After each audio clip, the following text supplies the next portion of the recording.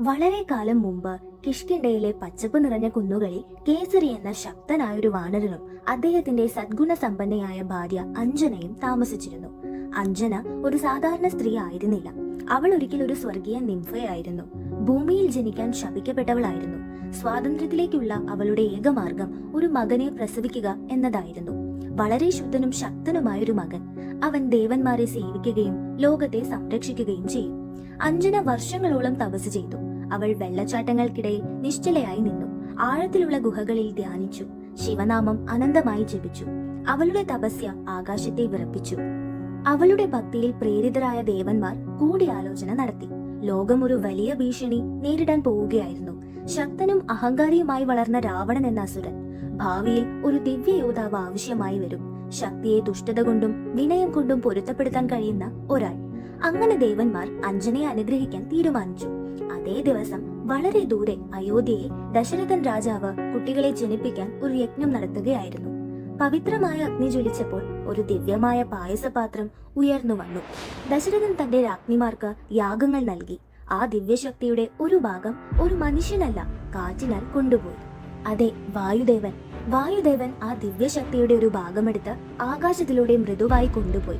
മേഘങ്ങളിലൂടെയും നദികളിലൂടെയും വനങ്ങളിലൂടെയും ഒഴുകി. അത് അഞ്ജനയിൽ എത്തുന്നത് വരെ. അവൾ ധ്യാനത്തിൽ ആഴത്തിൽ നിൽക്കുമ്പോൾ അവളുടെ ശ്വാസം ആ പവിത്രമായ ഊർജത്തെ ആഗിരണം ചെയ്തു. ആ നിമിഷം ഹനുമാന്റെ ദിവ്യബീജം അവളുടെ ഗർഭപാത്രത്തിൽ വിതയ്ക്കപ്പെട്ടു. കാലം കടന്നുപോയി.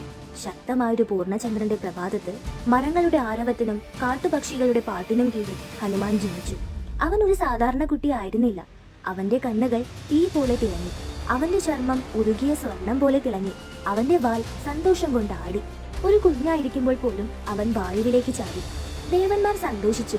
അവർ ഓരോരുത്തരായി അവനെ അനുഗ്രഹിക്കാൻ വന്നു.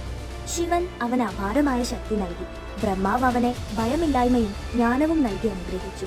ഒരിക്കൽ അവനെ വേദനിപ്പിച്ചിട്ടും ഇന്ദ്രൻ അവന് ആയുധങ്ങളിൽ നിന്ന് പ്രതിരോധശേഷി നൽകി. അഗ്നിദേവനായ അഗ്നി അവനെ അഗ്നി പ്രതിരോധ ശേഷിയുള്ളവനാക്കി. സൂര്യദേവനായ സൂര്യൻ അവന്റെ ഗുരുവായി. എല്ലാറ്റിനും ഉപരി അദ്ദേഹത്തിന്റെ സ്വർഗീയ പിതാവായ വായുദേവൻ അദ്ദേഹത്തിന് അത്ഭുതപൂർവമായ വേഗതയും പറക്കാനുള്ള ശക്തിയും നൽകി അനുഗ്രഹിച്ചു.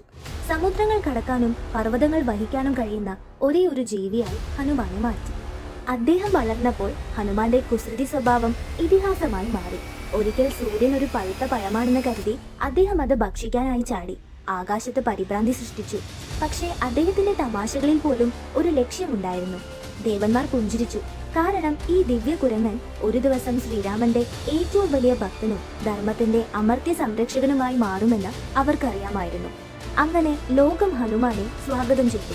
അഞ്ജനയുടെ മകൻ, വായുവിന്റെ ശ്വാസം, രാമന്റെ ദാസൻ, ശക്തിയുടെയും വിശ്വാസത്തിന്റെയും ഭക്തിയുടെയും മൂർത്തിഭാവം.